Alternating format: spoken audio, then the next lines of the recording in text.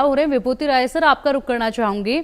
आप किस तरीके से देख रहे हैं, क्योंकि मानसून में भी बड़ा बदलाव जो है वो देखा जा रहा है, लगातार जो गर्मी का वक्त होता है उस वक्त बड़ा बदलाव देखा जाता है, तो इसको आप इम्पैक्ट मान रहे हैं या फिर आपको लग रहा है कि जिस तरीके से सर बता रहे थे कि अभी जो है वो टाइम लगेगा, अगर हम सोच रहे 30 साल में ऐसा हो जाएगा तो ऐसा नहीं है?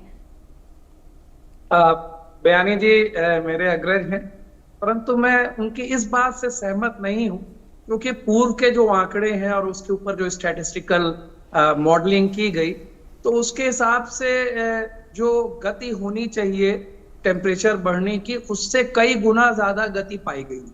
ये एक महज इत्तेफाक नहीं है, ये इस पे बहुत सारे आंकड़े इकट्ठे हुए हैं। कम से कम 20 वर्षों में जब हमारे पास पूरे दुनिया के आंकड़े आ रहे हैं, तो हमको ये एकदम स्पष्ट रूप से दिखाई दे रहा है कि पृथ्वी पे किसी ना किसी प्रकार से एक ग्लोबल वार्मिंग तो एक है ही, उससे जो संबंधित सर्कुलेशन सिस्टम है वो पूरी तरह विचलित हो गया है। आप देखिए, पहले हम लोग जाड़ा गर्मी बरसात इस तरह करके 3 मौसम भारत में जानते थे, लेकिन अभी क्या है, 2-2 महीने 1-1 महीने बड़ा क्लाइमेट केओस हो रखा है।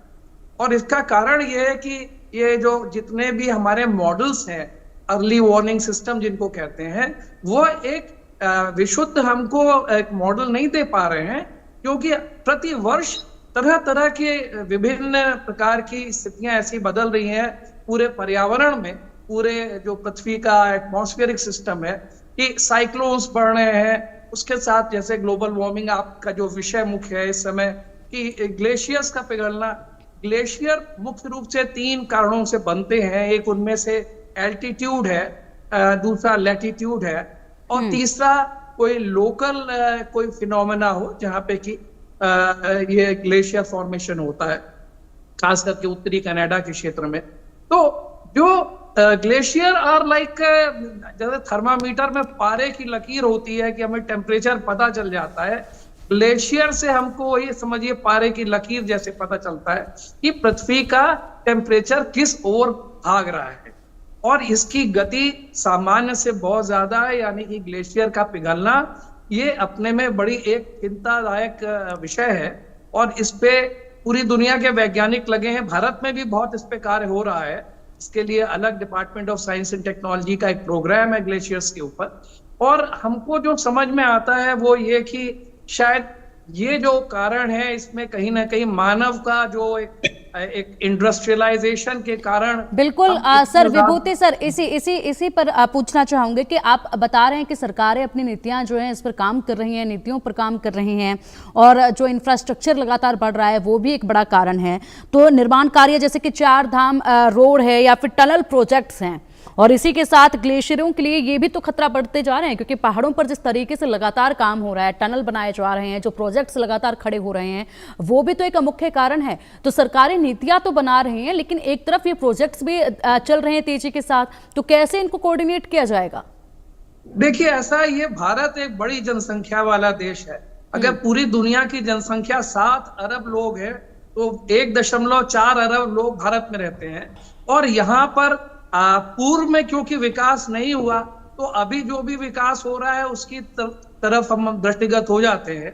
ये बात सही है कि ये विकास कहीं विनाश की तरफ न ले जाए, इस पे ध्यान देने की जरूरत है। लेकिन इंफ्रास्ट्रक्चर मजबूत होना भी एक जरूरी चीज है। आप देखिए, पहाड़ों में अभी कश्मीर में श्रीनगर तक रेलवे लाइन टनल के माध्यम से ले जाई जा रही है। तो टनल के माध्यम से तो सब चीज जो भी उसमें प्रदूषण या कुछ है वो बहुत उतना ज्यादा कंटेन कर लिया गया है। नई टेक्नोलॉजीज का इस्तेमाल किया जा रहा है, लेकिन इसमें सरकार ही का नहीं, हर एक मानव, हर एक व्यक्ति का इसमें योगदान होना चाहिए।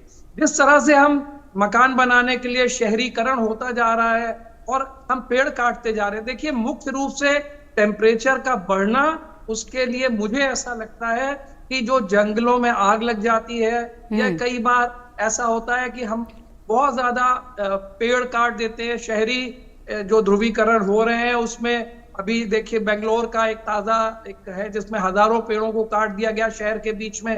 तो ये इसको रोकना चाहिए। और अभी आगे जब बात होगी तो एक आध मैं सजेशन भी देना चाहूंगा कि हम अपने स्तर पे प्रति व्यक्ति क्या अपना योगदान दे सकते हैं। ये ग्लोबल फिनोमेना जरूर है, लेकिन इसमें हर व्यक्ति का इन्वॉल्व बिल्कुल, ये सवाल मेरा आपसे रहेगा, लेकिन